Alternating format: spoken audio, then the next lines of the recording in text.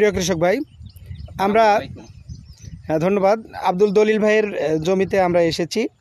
আমরা তার মুখী কচুর যে সমস্যাগুলো এই জমিতে সরজমিনে দেখতে পাচ্ছি, তার মধ্যে একটি সমস্যা আপনারা দেখতে পাচ্ছেন, পর্দায় বা ভিডিওতে দেখতে পাচ্ছেন।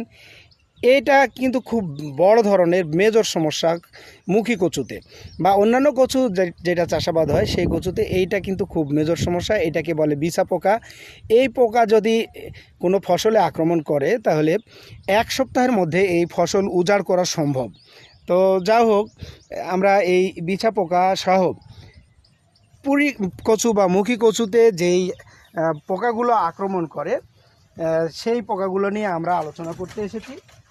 যা হোক, বিছা পোকা আপনারা দেখলেন, বিছা পোকার এগুলো খুব ছোট একটি পর্যায়ে রয়েছে, ক্রীড়া পর্যায়ে রয়েছে। এই পর্যায়েই ফসলের পাতার রস চুষছে এবং এইভাবে বিবর্ণ করছে। আমার চাষি দলিল ভাইয়ের হাতে দেখতে পাচ্ছেন, এইভাবে কি বিবর্ণ অবস্থায় রয়েছে। এভাবে খুব বেশি সময় লাগবে না ফসলকে উজাড় করে দিতে।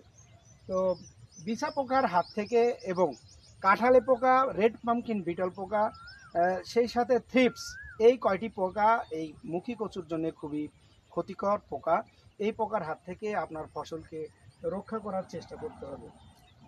এই পোকার হাত থেকে রক্ষা করতে হলে আমরা এটাতে আইপিএম পদ্ধতি বা ঘরোয়া পদ্ধতিতে কোনোভাবেই এটাকে নিয়ন্ত্রণ করা যাবে না। এটাকে নিয়ন্ত্রণ করতে হলে অবশ্যই 2.5 ইসি বা ল্যামডা সাইহ্যালোথ্রিন জাতীয় বিষ এবং 2. দুঃখিত, আমরা এইটা 20 SL যেটা বলি, ইমিডাক্লোরোপিড, সেইটা দিলে থ্রিপস মরে যাবে। সেক্ষেত্রে অন্য শোষক পোকা থেকে রক্ষা পাবে। কৃষকরা এই এলাকায় পাতা বিষ নামে অনেকে চিনে। পাতায় তো বিভিন্ন ধরনের বিষ থেকে থাকে, সেটা হলো অ্যাবামেকটিন।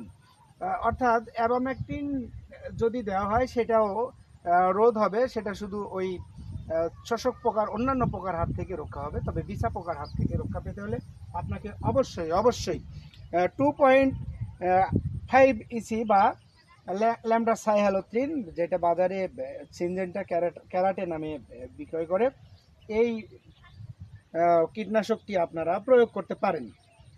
তো আমরা চাষি ভাইয়ের সাথে একটু কথা বলি। ভাই, কোনো বিষ আপনি দিয়েছেন এর আগে? এটা আপনার পাতার বিষ আপনি দিছে পাতা। পাতা বলতে ওইটা কি নাম আছে? শাহাম না কি পাতা আপনার, এই পাতার বিষ দেওয়া আপনার। তো সেটাও যদি ঠিকঠাক দেওয়া হতো তাহলে হয়তো এই আক্রমণটা এতটা বেশি হতো না। যাই হোক, খুব দ্রুত এই জমিতে এই বিছা পোকা নিয়ন্ত্রণ করতে হবে। পাশাপাশি যাদের এই মুহূর্তে 2-3 ফিট 4 ফিট পর্যন্ত পাট রয়েছে, পাটেও কিন্তু এই বিছা পোকায় আক্রমণ করবে। সেক্ষেত্রেও আপনারা অবশ্যই কীটনাশক প্রয়োগ করবেন, পাটকেও নিয়ন্ত্রণ করবেন এবং সুরক্ষা দিবেন। তো প্রিয় কৃষক ভাই, আমরা সরাসরি আব্দুল দলিল ভাইয়ের মুখী কচুর জমি থেকে, ধন্যবাদ সকলকে। আপনার ফসলকে আপনি সুরক্ষা দিন এবং কৃষিকে সুরক্ষা দিন, কৃষিকে সমৃদ্ধ করুন। ধন্যবাদ।